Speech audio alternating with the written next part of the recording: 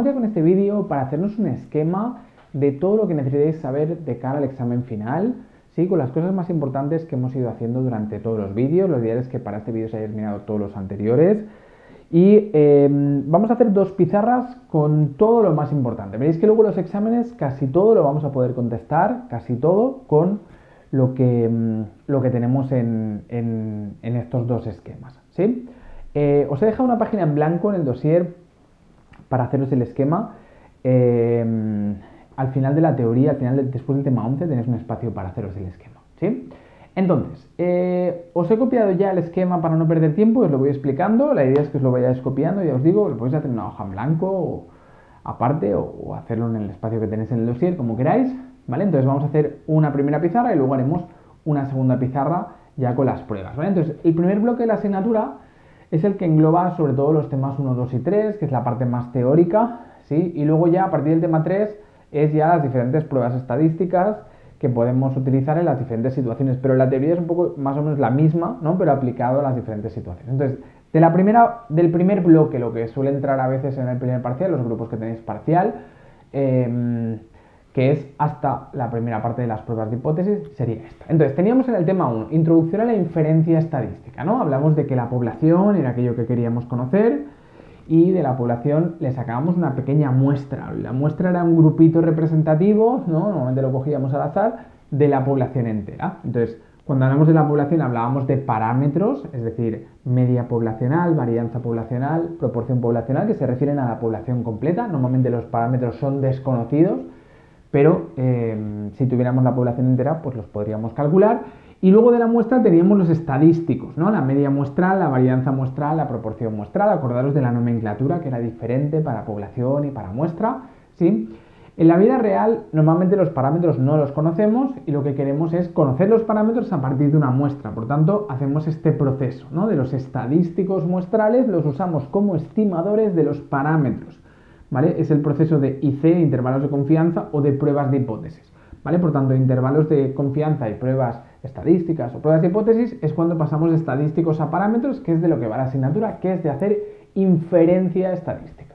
Entonces hemos dicho que los estadísticos los usamos como estimadores de los parámetros, ¿no? Un buen estimador habíamos definido que era un estimador que no tenía sesgo, es decir, que tendía al valor que pretende estimar, ¿no? Los estadísticos tienden al parámetro, son eficientes, es decir, tienen la mínima varianza posible, es decir, varían lo mínimo posible, no hay otra forma de cálculo que permita obtener una puntuación de una estimación del parámetro más precisa, ¿no? Es la que varía menos en la estimación, ¿no? La que nos tiende más al parámetro. Luego es consistente, que quiere decir que tiende, cuanta más muestra tenemos, vamos a tender más al parámetro. Y finalmente es suficiente, que quiere decir que utilizamos todos los datos disponibles para hacer la estimación de la mejor forma posible, ¿no? Un buen estimador siempre debería cumplir estas propiedades, ¿no? Sobre todo las tres primeras son las clásicas, también se habla de suficiencia. ¿Sí? Y los estadísticos muestrales, es decir, media muestral, varianza muestral, proporción muestral, son buenos estimadores siempre de los parámetros. Entonces, hablamos de las distribuciones muestrales en el tema 1, ¿no? Que decíamos que a partir de lo que obteníamos en la muestra, podíamos estimar el parámetro porque una cosa y otra tendían a parecerse, ¿no? Entonces decíamos, si yo conozco el parámetro poblacional, por ejemplo, si conozco la media de la población de la nota, la media de la nota de la población, ¿no? La media poblacional, entonces la media muestral dependerá del azar, depende de la muestra que yo obtenga, me saldrá una u otra, ¿no? Por tanto, no sé exactamente cómo saldrá. Si yo tengo una media de la población entera, no sé exactamente cómo saldrá la media en la muestra, pero sé que será un valor que fluctuará alrededor del valor poblacional y que seguirá una normal por el teorema central del límite. Teorema central del límite o del límite central nos decía que a medida que aumentamos la muestra, tendemos más al valor del parámetro poblacional, ¿no? Por tanto, el teorema central del límite nos dice que eso es la ley de los grandes números. El teorema central del límite nos decía que si tenemos una suma de variables, sea como sea la distribución de esa variable, si yo la sumo muchas veces, siempre acaba siguiendo una distribución normal, ¿no? Por tanto, siguiendo el teorema central del límite, podemos asumir que la distribución muestral, que es el modelo de probabilidad que nos define el valor del estadístico que nos podría salir si conocemos el parámetro, seguirá una distribución normal, ¿no? Así que asumimos que las distribuciones muestrales son normales o derivadas de las normales, como en el caso de la varianza, que es una chi cuadrado. ¿vale? Así que podemos decir que la distribución muestral de medias sigue una normal centrada en la media poblacional, la distribución muestral de proporciones sigue una normal centrada en la proporción poblacional y la distribución muestral de varianzas sigue una distribución que en este caso es una distribución de tipo chi cuadrado, ¿sí? Con n-1 grados de libertad, para definir cómo saldrá la varianza en la muestra, ¿no? Para que se cumpla el teorema central del límite teníamos unas condiciones de aplicación, ¿no? En el caso de las medias decíamos que la variable debería ser normal, o si no es normal, por el teorema central del límite, cuando la muestra es grande, cuando se repite muchas veces la variable, podemos asumir esa normalidad. Por tanto, si la variable ya es normal, ya está, asumimos siempre normalidad, ¿sí? Pero si la variable no es normal, pero la muestra es grande, también podemos asumir la normalidad. Así que las condiciones en media siempre eran que la variable sea normal o que la n sea mayor o igual que 30. En proporciones la condición era que n por pi y n por 1 menos pi fuera mayor o igual que 5, las dos cosas. Aquí sí que tenían que cumplir las dos condiciones. Y en varianzas es la misma condición que en medias, que la variable sea normal o la n sea mayor o igual que 30. Venga, tema 2. En el tema 2 hablamos de estimación estadística, ¿no? En estimación estadística decíamos que podíamos hablar de intervalos de probabilidad, cuando de la población intentamos conocer el valor de la muestra, el estadístico, o intervalos de confianza, cuando a partir de la muestra intentamos conocer la población entera, es decir, el parámetro, ¿no? Sí, los dos siguen la misma lógica. Si yo conozco la población, conozco la media poblacional, la media muestral sigue una normal, como hemos visto en la distribución muestral, centrada en la media poblacional, con una desviación típica que decíamos que era el error estándar, ¿eh? El error estándar era esa desviación típica, esa dispersión de la distribución muestral, ¿no? Entonces, a partir de ahí, yo conociendo cómo se reparte la probabilidad de los diferentes valores del estadístico que nos pueden salir, conociendo la distribución muestral, yo lo que podía hacer es coger un porcentaje de seguridad muy alto, que era nuestro nivel de confianza, y limitar entre qué valores estaría ese porcentaje muy alto. Por ejemplo, cojo el 95%, que es el habitual que utilizamos en psicología, y a partir de aquí digo, vale, la media de la población es un 6. Pues en la muestra, yo no sé cuál será. Si cojo a 50 personas, no sé cuál será la media del examen que me saldrá. Pero sí que puedo decir que estará entre este valor y este valor, ¿no? Eso lo podíamos hacer con estas fórmulas, ¿no? Donde necesitamos un valor que nos tienen que dar, que es este valor de z de alfa entre 2 o z de 1 menos alfa entre 2, depende del grupo, lo hacéis de una forma o de la otra. Os lo he puesto de esta forma, es un poco más simplificada, la z de alfa entre 2. ¿Sí? Para medias y para proporciones. Yo necesito los valores de la población, la media poblacional, la varianza poblacional y el tamaño de la muestra, proporción poblacional, en el caso de las proporciones, y el tamaño de la muestra, y luego un valor, un número que tiene que ver con el nivel de confianza, que sería la z que deja el alfa entre 2 al extremo, ¿no? En la normal estándar, ¿cuál sería el valor que nos deja el alfa entre 2? ¿Cuál es el valor equivalente en la z, ¿no? El intervalo de probabilidad decíamos que tenía poco sentido. En la vida real no tiene sentido que busquemos saber cuál es el valor en la muestra. La muestra la cogemos y ya está, ¿no? Y miramos qué sale. Lo normal es lo contrario, es que yo tenga una muestra y me pregunte por la población. Así que en la vida real siempre trabajaremos con intervalos de confianza, no con intervalos de probabilidad, ¿no? Un intervalo de confianza, por tanto, nos dice cómo será el parámetro, nos da el modelo de probabilidad sobre cómo será el parámetro poblacional a partir del estadístico muestral, ¿no? Fijaros que la distribución es equivalente, pero es al revés, ¿sí? El intervalo de confianza de medias, por tanto, se calcula con la media muestral y la desviación típica muestral, ¿no? A diferencia de su intervalo de probabilidad, que era con los parámetros, ¿no? Ahora es con los estadísticos. Y en el caso de trabajar con medias, utilizamos una t de student de n-1 grados de libertad en lugar de una z, ¿sí? Aunque si teníamos que la varianza poblacional era conocida, entonces utilizábamos la z de alfa entre 2. Vamos a ponerlo así, ¿vale? De entrada la fórmula habitual es esta, ¿no? Utilizamos una t de student porque normalmente no conozco la varianza poblacional. A ver, me ha quedado un poco raro esto. Si sigma, vamos a poner sigma, desviación típica, es conocida, entonces utilizamos una z de alfa entre 2, ¿no? ¿Vale? Así que la fórmula normalmente es con una t, pero si conociéramos la desviación típica de la población entera, si conociéramos sigma, cosa que es rara porque normalmente yo tengo la muestra, así que no conozco la población, pero si la conociéramos, pues deberíamos utilizar una z en lugar de la t, porque la t lo que hace es corregir ese problema de que estamos trabajando con la muestra y tenemos la desviación muestral y no la poblacional. También, si la muestra es grande, la z se aproxima a una t, y por tanto con muestra grande también se acepta utilizar una z en lugar de una t, ¿no? Si no tenéis el dato de la t, pero la muestra es grande, no pasa nada, podemos utilizar la z. Pero lo más correcto sería siempre utilizar la t. Acordaros que siempre deberíamos, si no tenemos la varianza o la desviación típica, la desviación típica es la raíz de la varianza, o la varianza es el cuadrado de la desviación típica, como una consigue la otra, ¿sí? Por tanto, si no tenemos la desviación o la varianza poblacional, siempre deberíamos utilizar una z, una t, eso es lo más correcto. Pero si la conociéramos, deberíamos siempre utilizar una z, ¿sí? Con varianza o desviación típica conocidas, siempre z. Si son desconocidas, siempre t, ¿vale? Y con muestra grande se acepta utilizar z en lugar de t, que a veces es más fácil, ¿no?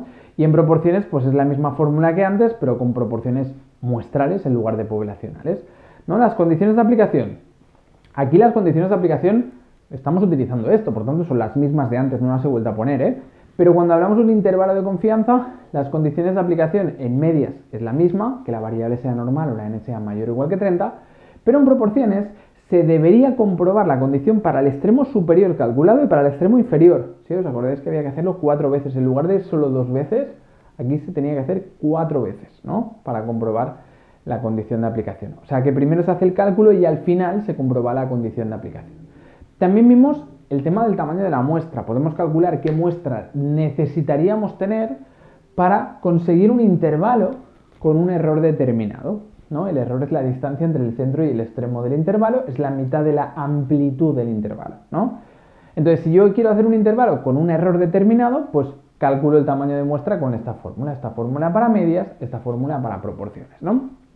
Y acordaros que siempre redondeamos hacia arriba, porque si no, no llegaríamos, ¿vale? Así que es mejor siempre pasarse de gente y por tanto tener un error menor del que nos piden que no llegar, ¿vale? Siempre redondeamos hacia arriba.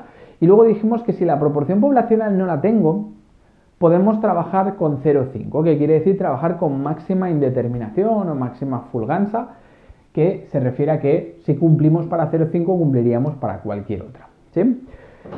Bien, y luego ya en el tema 3 hablamos de decisión estadística, ¿no? Todo lo que tenemos de teoría, a partir del tema 3, todo es decisión estadística, ¿sí? Entonces, ¿en qué se basaba la decisión estadística? Pues en tomar decisiones sobre la población, sobre parámetros, a partir de los valores de la muestra, con los estadísticos, ¿no? En lugar de decir, el parámetro estará entre esto y esto con no sé qué seguridad, con no sé qué nivel de confianza, pues lo que vamos a decir es, ¿la población tiene esa media o no? ¿Tiene esa proporción o no? ¿O hay una diferencia en la población entre las medias o no? ¿Sí? Por ejemplo, yo me planteaba en el ejemplo que hicimos en el vídeo, si la media este año es 6 o es diferente, ¿no? Entonces, yo me planteo dos hipótesis, ¿no? La nula es la negación. Yo me planteo si este año las notas, decíamos, han cambiado, son diferentes de 6, que sí, la afirmación es la alternativa. Y la nula es la negación, por eso le llamamos nula. Que no es cierto, que no ha cambiado la nota, que la nota sigue siendo 6 como el año anterior, explicábamos en el vídeo, ¿no? Por tanto, yo me planteo dos hipótesis sobre lo que ocurre en la población, que no la tengo, la alternativa es la afirmación y la nula es la negación, ¿no? Entonces, a partir de esa negación, si yo asumo como cierta esa negación, si yo asumo que la población tiene media 6, acordaros que la nula siempre tenía que tener la igualdad porque tiene que ser única, fija, ¿sí? Por tanto, si la población fuera realmente de media 6, es decir, no hubieran cambiado las notas, entonces lo que voy a tener que calcular es cómo de probable es entonces que yo en la muestra haya obtenido el valor que he obtenido, ¿no? Es decir, yo me planteo si las notas han cambiado. He sacado de media en la muestra un 7. Pues yo lo que haré para tomar la decisión será decir, vale, si la población no hubiera cambiado, es decir, si la media hubiera seguido siendo 6, ¿cómo de probable sería, utilizando la distribución muestral, que en la muestra yo haya obtenido un 7, ¿no? Haya obtenido la muestra que yo he obtenido? Pues esa probabilidad decíamos que era el p-valor, ¿no? El p-valor lo definimos como la probabilidad de que obtengamos el valor del estadístico que tenemos en la muestra si la nula fuera cierta, ¿no? Yo me baso en la nula para sacarle la probabilidad de que la muestra sea la que hemos obtenido. Que eso, a nivel interpretativo, porque no era exactamente eso, Pero decíamos que el p-valor lo podíamos entender como que nos está diciendo lo probable que es la nula. Porque si mi muestra es muy probable que venga de la nula, quiere decir que es muy probable que la nula sea cierta. Si mi muestra es muy poco probable que venga de la nula, quiere decir que es muy poco probable que la nula sea cierta. Entonces, a partir de ahí, calculamos, miramos el p-valor. Si el p-valor es pequeño, ¿qué quiere decir? Que es muy poco probable que la nula sea cierta y por tanto la rechazamos. ¿Vale? Mi muestra es muy poco probable que salga de la nula, por tanto es muy poco probable que la nula sea cierta, la rechazo. Y si rechazo la nula me quedo con la alternativa. Digo que sí, realmente que sí, la media este año es diferente de 6. En cambio, si el valor del estadístico, si el p-valor ha sido mayor que el alfa, entonces decimos que no rechazamos la hipótesis nula. Y si no descartamos la nula, nos quedamos con la nula. ¿Sí? Y si nos quedamos con la nula, decimos que no podemos afirmar ese cambio, esa diferencia, lo que queríamos demostrar es la alternativa. ¿Sí? Así que fijaros que el proceso es el siguiente. Yo quiero demostrar esto, la alternativa, en la población que desconozco, ¿no? Quiero demostrar algo en la población, que las otras han cambiado. Lo que hago es lo niego, le calculo la probabilidad de esa negación, el p-valor, y si esa probabilidad es pequeña, es poco probable la negación, rechazo la negación y entonces puedo afirmar lo que buscaba, ¿no? Si rechazo la nula, entonces me quedo con la alternativa. En cambio, si yo no puedo descartar la nula, porque es probable, yo no puedo descartar la negación de lo que busco demostrar, entonces no puedo decir que sea cierto lo que busco demostrar, ¿no? Y por tanto, no puedo afirmar la alternativa.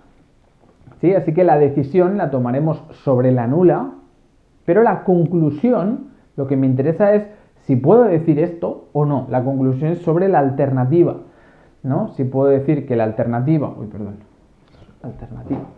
si puedo decir si la alternativa será cierta o falsa en la población, ¿no? Si me quedo con la alternativa es que sí hay una diferencia, que sí hay un cambio, que sí hay una relación entre las variables.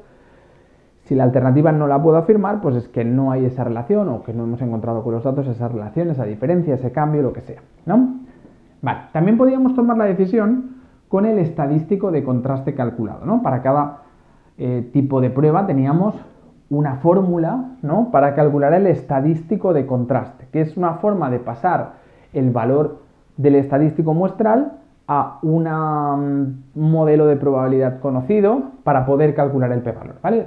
En sí no tiene mucha utilidad el cálculo del estadístico porque nos lo hace todo el ordenador, ¿sí? Pero bueno, tenéis que saber que para cada prueba se hace un cálculo para pasar de nuestra muestra, de nuestro estadístico en la muestra, a un estadístico estandarizado, es decir, basado en la normal, ¿sí? Y una vez tengo ese estadístico calculado, luego lo comparo con un valor crítico de tablas o le calculo el p-valor, que es lo que nos hace el ordenador, ¿no? Entonces teníamos otra forma de tomar la decisión, que era con el estadístico de contraste. Si nos dan un valor crítico, que en algunos grupos trabajáis con esos valores límites, en lugar de tener un pantallazo, si nos dan un valor límite, entonces yo tengo que calcular el estadístico con la fórmula correspondiente y mirar si supera o no ese valor crítico. Si supera hacia la zona de rechazo, porque puede ser superar hacia la derecha o superar hacia la izquierda, o superar solo a la derecha o solo hacia la izquierda en función de cómo sea la prueba, ¿vale? Pero si el valor calculado supera un valor crítico que nos dan, hacia la derecha o hacia la izquierda en función de la prueba, ¿vale? Si superamos, es equivalente a decir que rechazamos. Y si no superamos, es equivalente a decir que no rechazamos. Decíamos que tomáramos la decisión que tomáramos, nos podíamos equivocar, ¿no? Podemos equivocarnos. Si yo me equivoco rechazando, cometemos el error de tipo 1 con probabilidad alfa. En cambio, si yo me equivoco no rechazando, cometeríamos el error tipo 2 con probabilidad beta, ¿no? El nivel de confianza es 1 menos alfa y la potencia sería 1 menos beta, son sus complementarios, ¿no? El nivel de confianza es conocido y la potencia sería desconocido. También podemos decir que la probabilidad de cometer el error tipo 1 sería equivalente a una probabilidad condicional, sería la probabilidad equivalente a rechazar la nula cuando la nula era falsa. ¿Sí? Rechazar la nula cuando era falsa. Y la probabilidad de cometer el error tipo 2 es la probabilidad de no rechazar la nula cuando la nula era cierta. Perdón, al revés.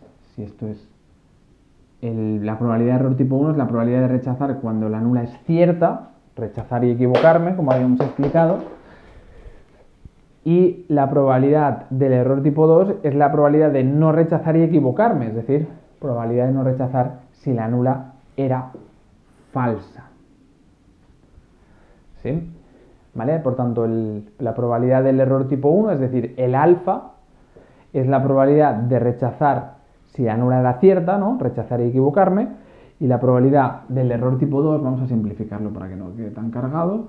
Vamos a ponerle alfa y beta. ¿Sí? Por tanto, alfa es la probabilidad de rechazar y equivocarme, rechazar si la nula es cierta, y beta es la probabilidad de no rechazar y equivocarme, es decir, la probabilidad de no rechazar si la nula es falsa, ¿no?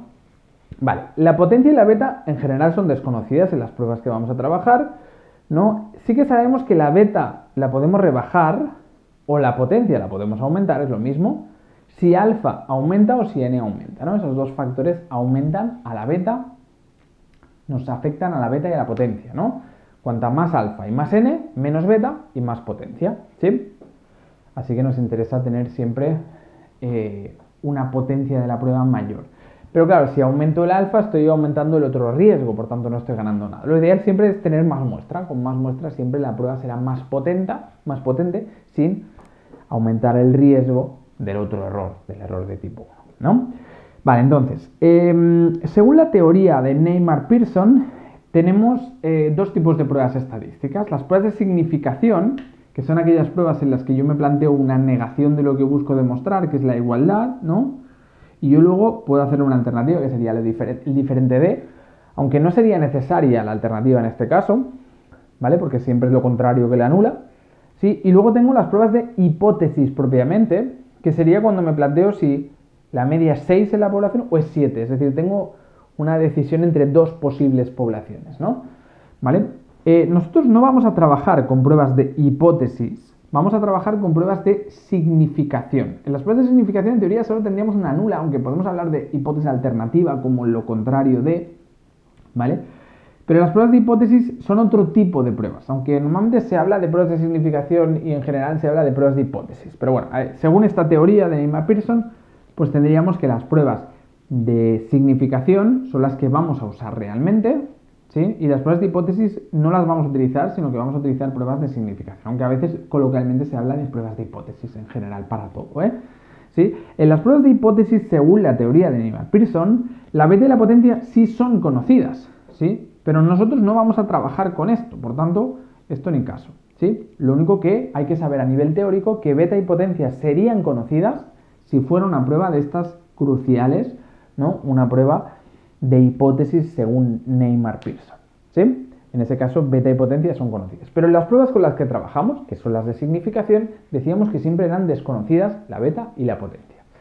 Vale, entonces las pruebas podían ser bilaterales o unilaterales. Bilaterales quiere decir que podemos rechazar de dos maneras, ¿no? Si yo me planteo si este año las notas son diferentes de 6, diferentes pueden ser porque las notas este año sean más altas o porque sean más bajas. Hay dos formas de rechazar la igualdad, ¿no?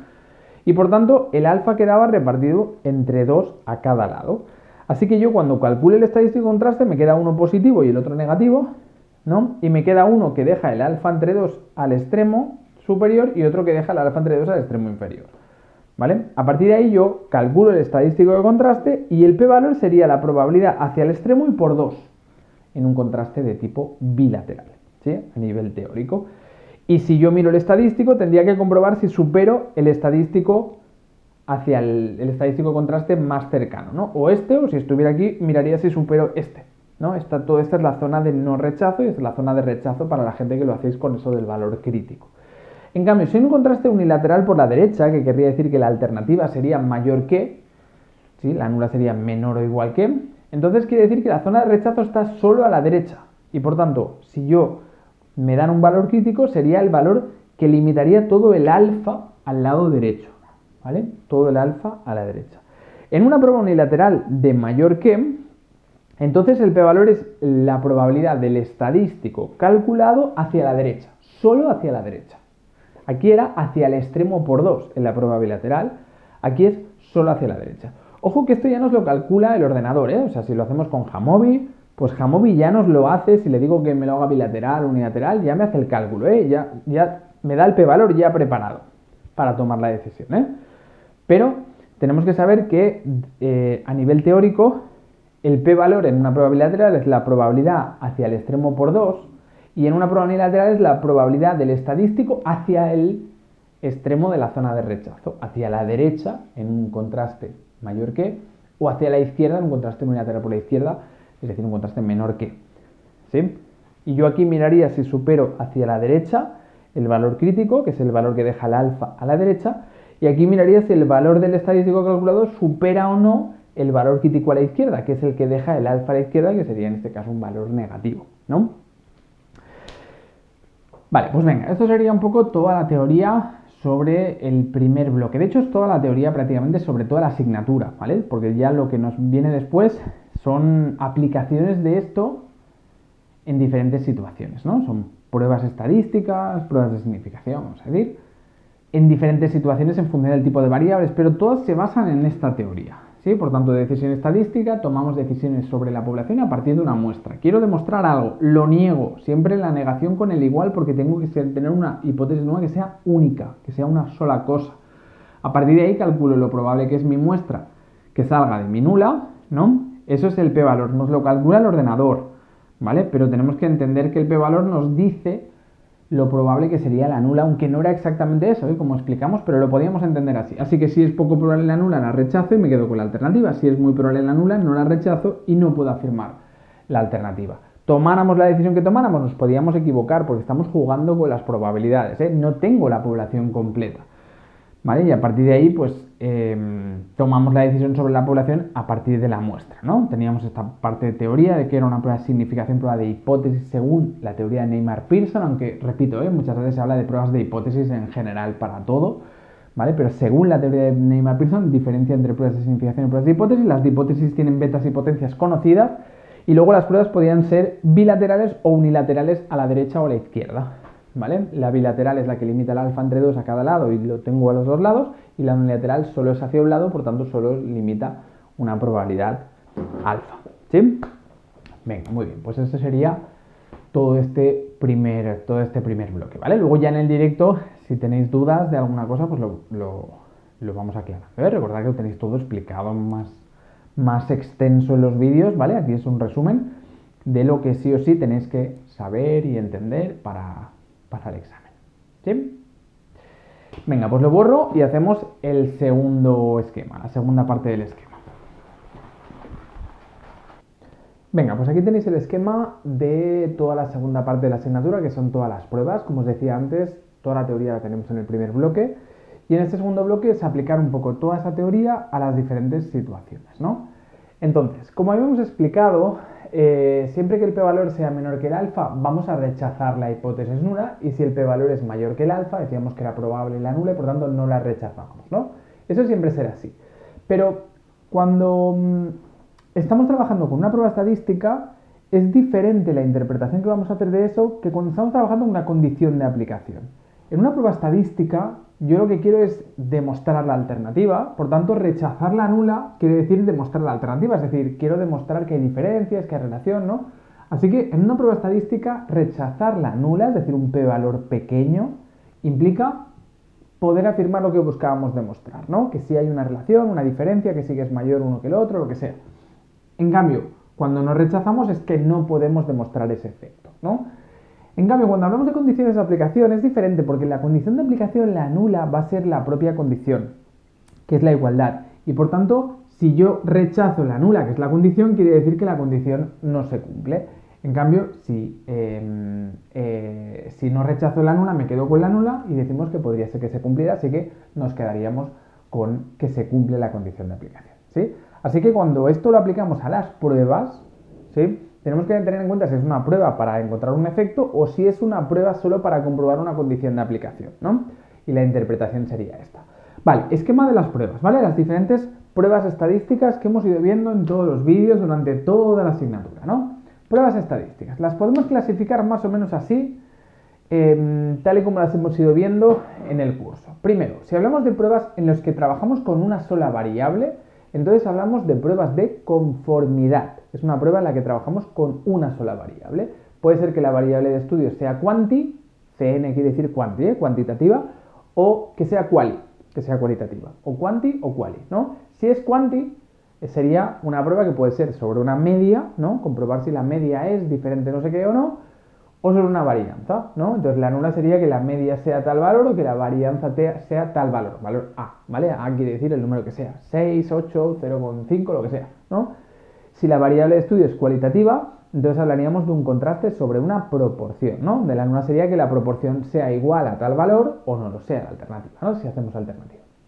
Venga, entonces, ¿qué estadísticos de contraste vamos a utilizar? Yo no os voy a poner aquí las fórmulas, si no ya es una locura el esquema, como para ponernos todas las fórmulas, ¿vale? A veces os preguntan alguna cosa relacionada con las fórmulas, pero os las dan en el examen, así que no las tenéis que memorizar tampoco, solo es importante que entendáis la fórmula, que sepáis qué son los elementos de la fórmula, ¿vale? Así que nos vamos a centrar solo en qué estadístico se utiliza, que esto sí que os lo van a preguntar más, ¿no? Por tanto, cuando hablamos de medias, como hemos explicado, siempre es una Z, si conociéramos la varianza poblacional, o una T, si la desconocemos, ¿no? Si trabajamos con varianzas, siempre es una chi cuadrado de n-1 grados de libertad, y si trabajamos con proporciones, siempre es una Z. Condiciones de aplicación, las que hemos visto para medias y varianzas, son las que hemos visto en el esquema anterior, que la variable sea normal o la n sea mayor o igual que 30, eso siempre, ¿sí? Y cuando hablamos de proporciones, que n por pi, n por 1 menos pi, sea mayor o igual que 5. Vale, estas son las pruebas de conformidad, ¿no? Que son las pruebas más sencillas que podríamos hacer. Luego, si trabajamos con dos variables, no solo con una, sino con dos variables, en función de cómo sean esas dos variables, vamos a tener unas pruebas u otras. Si trabajamos con dos cualitativas, dos variables que son categorías, que son categóricas, que son dos cualitativas, sería una prueba de chi cuadrado. Nos haríamos la tabla de doble entrada o tabla de contingencia, ¿no? Y calculamos las frecuencias esperadas, que eran valores observados en la tabla, y nos ponemos a calcular para cada casilla total de fila por total de columna entre total general, ¿no? Y ahí vamos obteniendo todas las esperadas de la tabla. Vale, entonces, eso ya lo hicimos incluso en técnicas de cerca, ¿no? La nula es que no hay relación entre las variables, por lo que es lo mismo que las frecuencias observadas y esperadas son iguales, ¿no? Porque las frecuencias esperadas o teóricas son lo que debería salir en las casillas si no hubiera ninguna relación, suponiendo independencia estadística, ¿no? Por tanto, si observadas y esperadas son iguales, en la población querría decir que no habría una relación significativa, ¿no? Y el estadístico era una chi cuadrado con grados de libertad, filas -1 por columnas -1, ¿no? Condición de aplicación, explicamos que era que las esperadas sean todas mayores o iguales que 5. Si eso no se cumplía, la primera opción sería intentar juntar categorías, colapsar categorías, recategorizar, ¿no? Si tengo una variable con 4 valores, pues los intento juntar en 3 o en 2, ¿no? El tope es el 2×2, si llego a una tabla 2×2 ya no puedo reducir más, ¿no? Entonces la idea sería, pues con Jamovi vamos juntando categorías para tener una tabla más pequeñita, hasta que llegamos a una 2×2. Si en la 2×2 tampoco cumple, entonces decíamos que podíamos utilizar una prueba chi cuadrado modificada, que era la prueba chi cuadrado de Yates, ¿no? Siempre que cumpliéramos algunas condiciones, como que la muestra fuera mínimo de 20, ¿no? Y que las esperadas no fueran inferiores a 3. En algunos grupos ni siquiera lo hacéis, lo de chi cuadrado de Yates, ¿vale? Por eso tampoco os he puesto las condiciones. Habría una última opción que se puede utilizar siempre, que es la prueba de Fisher. Por tanto, última opción para dos cualitativas era prueba de Fisher. Vale, si en la prueba de chi cuadrado rechazamos la nula, quiere decir que encontramos que hay relación y por tanto podíamos cuantificar la relación con la v de Kramer, que era la raíz de chi cuadrado entre n por q-1, que q era el mínimo de filas o columnas, ¿no? Bien, eso para estudiar dos qualis. Si era una quali, pero repetida dos veces, esto no lo hacíais en todos los grupos, me parece, pero bueno, por si acaso os lo pongo aquí en el esquema, era la prueba de McNemar, ¿vale? Una quali repetida dos veces, es decir, tengo aprobado, suspendido, primer parcial, aprobado, suspendido, segundo, ¿no? Para cada persona tengo dos datos cualitativos, por tanto son dos cualitativas, pero es una cualitativa repetida dos veces.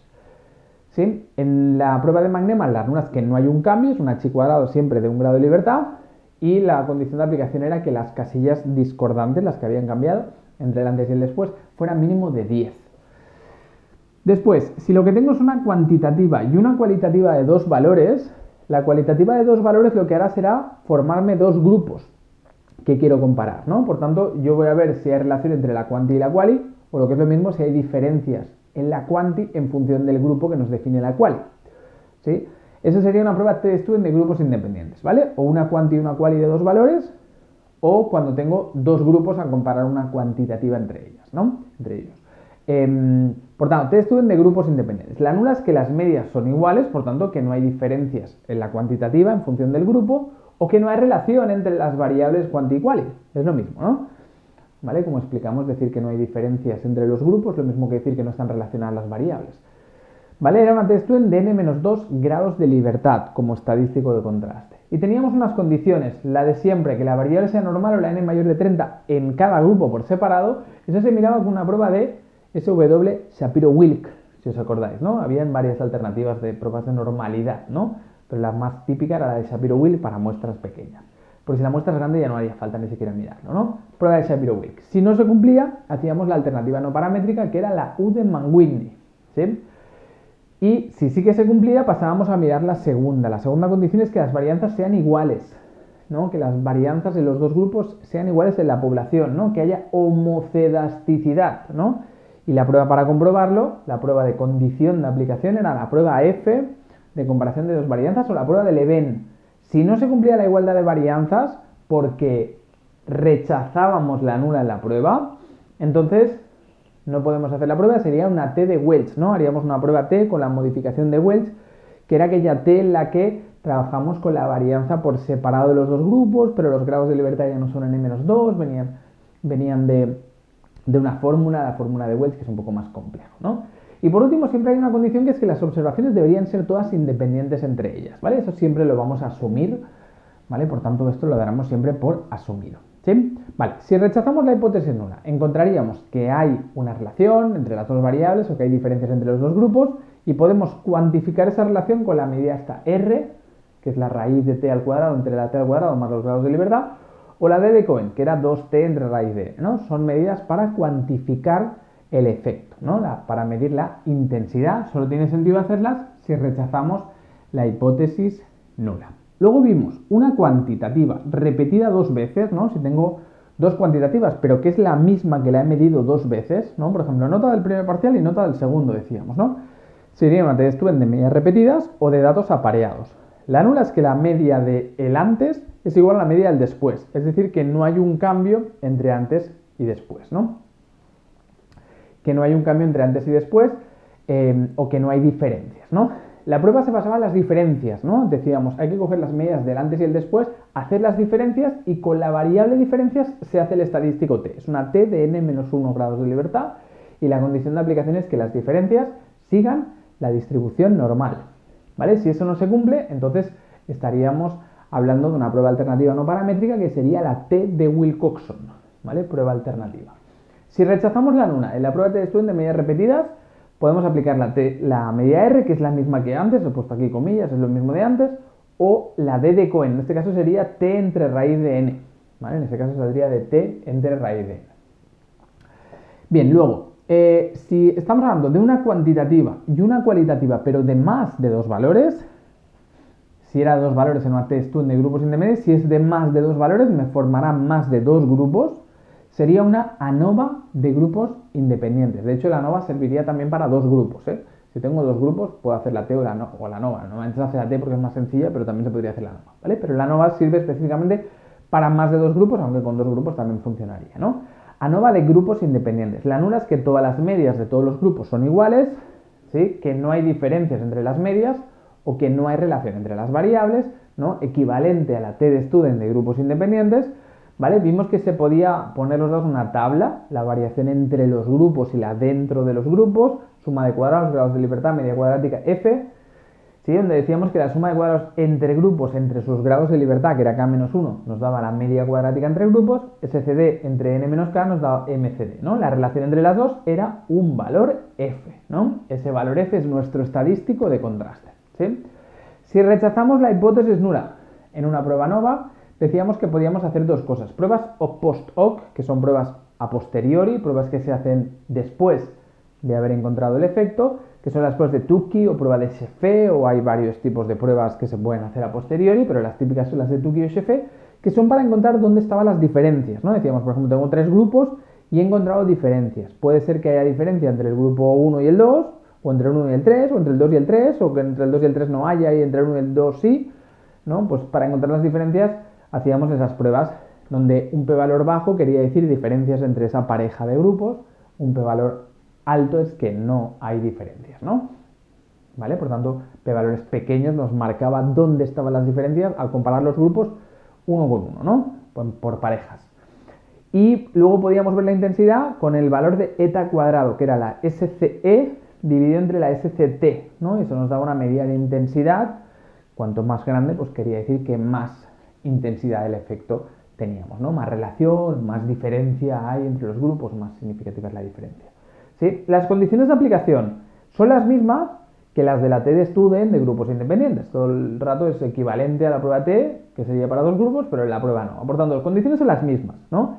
Si no se cumplían, entonces teníamos la alternativa no paramétrica, que es la H de Kruskal-Wallis, ¿vale? Y si el problema es la igualdad de varianzas, también se puede hacer, aunque no lo hacéis en todos los grupos, creo, pero se puede hacer también una ANOVA con la corrección de Welch, ¿vale? En lugar de la T de Welch, pues se hace la ANOVA de Welch. ¿Sí? Sería equivalente a lo que hacíamos en la T de Student, ¿no? Pero hay que saber también la prueba no paramétrica de Kruskal-Wallis a qué equivaldría en este caso, ¿no? Equivaldría a la U de Mann-Whitney y la T de Student, pues es la H de Kruskal-Wallis en el caso de la ANOVA, ¿sí? Venga, luego, si lo que tengo es una cuantitativa que está repetida dos veces, una cuanti repetida, perdón, más de dos veces, si es una cuantitativa repetida más de dos veces, es una ANOVA de medidas repetidas o datos apareados. ¿Sí? Es equivalente a la T de medidas repetidas o datos apareados, que era cuando se repetía dos veces, pero cuando se repite más de dos veces, ¿no? Esta prueba la hacéis muy poquito, algunos grupos creo que ni siquiera la tocáis mucho, pero bueno, a veces sale como alguna cosilla en el examen. Sencillamente, la nula es que la media, tengo, por ejemplo, la nota del primer parcial, del segundo y el tercero, ¿no? Tengo una cuantitativa repetida 3 veces, 4 veces, lo que sea. Por tanto, la nula es que las medias del primer momento de T1, de T2, de T3, de T4, que todas las medias son iguales, por tanto que no hay cambio, ¿sí? Es una F con unos grados de libertad que no tenéis que saber, grados de libertad, y la condición de aplicación es la condición de esfericidad, que se dice, que quiere decir que hay igualdad de varianzas entre las diferencias entre los grupos, ¿no? Si no se cumple la condición, pues la alternativa sería la chi cuadrado de Friedman. Casi no lo hacéis esto, pero por si acaso os lo pongo aquí en el esquema porque a una vez sale en el examen chi cuadrado de Friedman, no sé si os lo ponen como distractor o realmente lo tenéis que saber, lo habéis hecho en clase, ¿no? En algún grupo creo que me habían dicho que sí, en algunos que no. Bueno, luego, si lo que tenemos es, os lo he puesto fuera porque esto ya no serían dos variables, serían más de dos, ¿no? Pero si tengo una cuantitativa y una cualitativa y dos cualitativas, ¿no? Tengo una cuantitativa y más de una cualitativa, vamos a decir mejor. Entonces, yo puedo combinar las cualitativas para que me formen grupos, ¿sí? Y por tanto, si tengo clase A, B, C y chicos, chicas, ¿no? Pues me salen 6 grupos combinados, ¿no? Chicos de la clase A, chicas de la clase A, chicos de la clase B, chicas de la clase B, ¿no? Pues me salen tantos grupos como combinaciones de la cualitativa, ¿no? Entonces yo puedo hacer una ANOVA, pero en ese caso sería una ANOVA de 2 factores o factorial, que incluso podría ser de 3 factores si yo tengo 3 cualitativas, lo que sea, ¿no? ANOVA factorial, ¿vale? Que se refiere a una prueba ANOVA en la que tengo pues más de una cualitativa que me forma grupos y por tanto las puedo combinar y me forman tantos grupos como combinaciones tenemos, ¿no? En ese caso, si es una ANOVA solo de 2 factores, que si no se complica un poco, si es una ANOVA de 2 factores, podríamos identificar si hay un efecto del factor A, si hay un efecto del factor B y si hay un efecto de la interacción, ¿no? Por tanto, la nula es que no hay efecto del factor A, que no hay efecto del factor B y que no hay efecto de la interacción. O sea que la prueba nos daría 3 p-valores, nos daría 3 Fs con sus correspondientes p-valores, ¿no? Y eso nos permitiría identificar dónde... qué efectos hay, ¿no? También teníamos aquel gráfico que habíamos explicado en el vídeo cómo interpretarlo, ¿no? Para ver si hay un efecto del factor A, por ejemplo, aquí vemos que la A2 es más alta que la A1, por tanto hay un efecto del factor A. Luego, para comprobar si hay un efecto del factor B, la primera línea está más arriba que la segunda, hay un efecto del factor B en este ejemplo. Y luego para comprobar si hay interacción, ¿no? La interacción era si las líneas eran paralelas, no había interacción, y si no son paralelas, pues sí que habría interacción, ¿no? Aquí son casi paralelas, pues no habría interacción o habría muy poquita interacción, ¿no? Y como medida de intensidad teníamos la eta cuadrado, que era dividir la SC entre la SCT o la total de cada uno de los efectos, ¿vale? Y a partir de ahí le obtendríamos pues, un valor entre 0 y 1, que es equivalente a la eta cuadrado que habíamos visto en la ANOVA, pero para cada uno de los efectos, ¿no? Condiciones de aplicación de la ANOVA factorial son las mismas otra vez que las de la T de Studen, ¿eh? Normalidad, igualdad de varianzas y observaciones independientes, ¿sí? Vale, y aquí no trabajáis con alternativa no paramétrica, que se complicaría un poquito.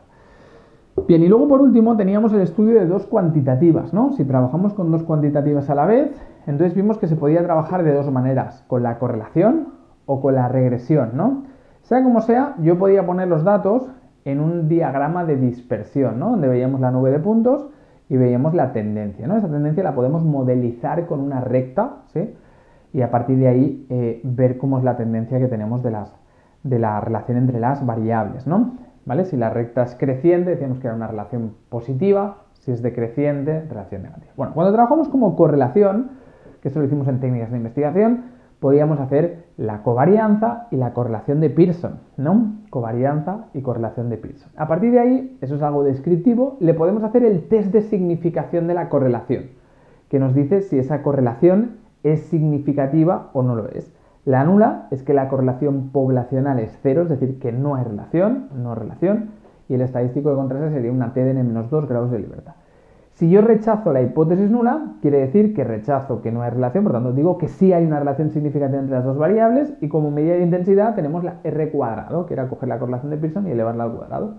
La R cuadrado, como también veíamos en técnicas de investigación, nos dice el porcentaje de varianza explicada, o la proporción de varianza explicada o de varianza común entre las dos variables, como explicamos, ¿sí? Y si trabajamos como regresión, quiere decir que vamos a hacer la prueba no basándonos en la correlación como antes, sino que nos vamos a basar en la regresión, en la recta que nos define esa nube. Vimos a nivel descriptivo cómo se calculaba la pendiente y la constante de la recta, ¿no? Y hablamos de que habían dos modelos de regresión. El modelo de regresión de la población entera, que es el modelo teórico con el que voy a trabajar, pero que yo no tendré estos datos no tendré los datos de la población como para resolver este modelo. Es un modelo estocástico, que quiere decir que es un modelo que tiene un término aleatorio, un término de error que no sé de dónde viene, porque el modelo no va a ser perfecto, ¿sí? Así que yo voy a predecir y en función de x1, x2, las x que sean, ¿no? Más un error aleatorio, ¿vale? Y luego de ese modelo poblacional yo trabajaré con el modelo estimado, el modelo calculado en la muestra, que le llamamos B0 y B1, o a veces se llama beta 0 estimado, beta 1 estimado, es lo mismo, ¿vale? B0 y B1 en un modelo simple, sería B0, B1, B2, B3, los que sean, si es un modelo múltiple, ¿no? Modelos simples que solo teníamos una X y un modelo múltiple que teníamos más de una X, ¿no? Decíamos que la B0 es la constante y la B1 es la pendiente, por tanto, la constante nos decía el valor esperado de Y si la X era 0 y la pendiente nos decía el incremento esperado en Y por cada unidad más de X, nos dice cuánto cambia Y por unidad más de X, ¿eh? Condiciones de aplicación. Esto sirve tanto para la prueba de la correlación de Pearson como para la prueba de la regresión, ¿no? Cuando trabajamos con correlación o regresión, da igual, las condiciones siempre son las mismas, que las variables sean normales, que no hayan valores muy extremos o outliers, y que la relación sea lineal, que eso se podía ver con el t-reset, ¿no? Si eso no se cumplía, vamos a tener que utilizar la alternativa no paramétrica, que es la correlación de Spearman, ¿sí? Entonces, para trabajar con el modelo, os hablaban de trabajar con 5 fases, ¿no? Fase 1 era especificar el modelo, decir, pues voy a explicar las notas con la asistencia a clase, ¿no? Especificar el modelo. Luego, estimar el modelo.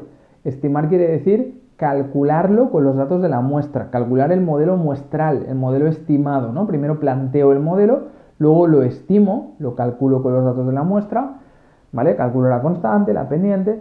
Luego tengo la fase de validar el modelo con los p-valores, miramos el p-valor de cada coeficiente del modelo para ver si es significativo o no. Y para ver el conjunto del modelo, si es significativo o no, teníamos pruebas de significación individual y pruebas de significación global, ¿vale? Ir viendo si los p-valores son pequeños, es decir, menores de 0,05, como que nos estaría diciendo que las relaciones son significativas, ¿no?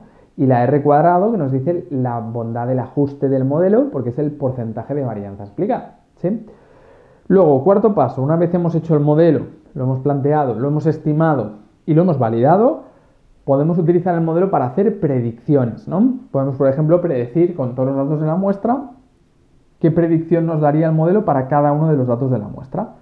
La diferencia entre cada dato real y cada dato que nos predice el modelo, la diferencia eran los residuales o los errores del modelo, ¿vale? Errores o residuales es lo mismo, se refiere a las diferencias entre la predicción y la realidad, ¿no?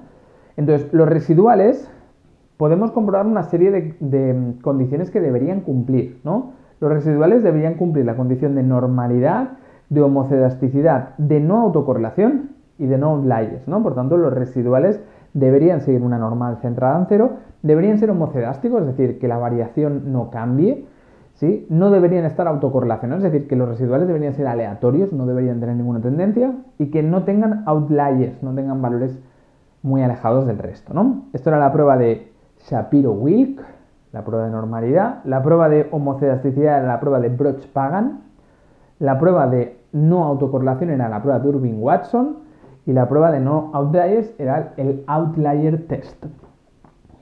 ¿Sí? Ese era un poco el último paso. Si se cumple todo, pues el modelo podemos considerarlo ya como correcto, validado, los residuales cumplen los supuestos, pues está todo bien, ¿no? Vale. En el modelo hacemos pruebas de significación, ¿vale? Las pruebas de significación, como explicábamos antes, estarían en la fase de validación, donde interpretamos los p-valores, ¿no? Podemos hacer una prueba para comprobar si la r cuadrado es 0 o no. Ese sería el p-valor global de todo el modelo, ¿sí? Sería esta hipótesis nula. Puedo hacer una prueba para comprobar si un coeficiente beta 1 en la población es 0 o no, que me dice si hay relación entre esa x y la y, ¿vale? O otro coeficiente beta 2, si es un modelo múltiple, puedo hacerlo para la beta 1, para la beta 2, para la beta 3, para las que sean, ¿no? Entonces voy a tener un p-valor para cada uno de los coeficientes del modelo, para beta 1, para beta 2, y cada uno de los coeficientes, si el p-valor es menor de 0,05 o menor que el alfa, entonces quiere decir que hay ese efecto significativo, por tanto que hay relación entre esa x y la y, ¿no? La nula siempre es la no significación del modelo o la no significación de la primera variable del modelo en su relación con la endógena, con la variable y, o la no significación de la segunda variable con la variable y, o las que sean, ¿no? Y luego teníamos el último tema de modelos no lineales, ¿no? Que eran modelos que teníamos que utilizar cuando no teníamos una relación lineal, ¿no? Teníamos que tener siempre una relación lineal. Vimos los modelos polinómicos, los modelos linealizables, no linealizables, ¿no? Los polinómicos utilizábamos un polinomio, ¿vale? Por ejemplo, pues teníamos la x1, pues poníamos x1, luego x1 al cuadrado, luego x1 a la 3, ¿no? Luego utilizamos un polinomio, pero la relación, acordaros que la relación era no lineal, pero el modelo que nos salía utilizando el polinomio era un modelo lineal, ¿no? ¿Sí? Luego, linealizable es cuando tengo una relación no lineal y su modelo no es lineal, pero con una transformación matemática conseguíamos que fuera lineal. Y por último, un modelo no linealizable es un modelo de una relación que no es lineal, donde el modelo tampoco es lineal y además no se puede ni siquiera linealizar, ¿no? Así que trabajamos con el modelo no lineal y ya está, que era un proceso complejo de estimar, ¿sí? Venga, pues más o menos estos son todas las pruebas y cuándo utilizamos cada una de ellas, ¿vale? Es bastante información, pero bueno, tener en cuenta que lo que os van a preguntar en el examen van a ser cosas relativamente sencillas, no os van a preguntar cosas muy complejas, así que realmente si entendéis bien las dos pizarras que hemos hecho, veréis que casi todas las preguntas del examen las podéis contestar entendiendo bien y sabiendo los dos esquemas que hemos hecho, ¿sí? El de la teoría y el de las diferentes pruebas. Lo que os van a preguntar sobre todo pues es eso, ¿no? Es pues qué estadísticos se utiliza, qué grados de libertad, qué pruebas se utilizan en qué situación, ¿vale? Cosas así un poco más generales y ya veréis que bueno, con esto sería casi todo lo que realmente os pueden preguntar, ¿no? Aparte de la parte más práctica que ya hemos ido haciendo en los vídeos. Muy bien, pues venga, lo dejamos aquí por este vídeo del esquema, ¿sí? Y nada, nos vemos en el próximo vídeo.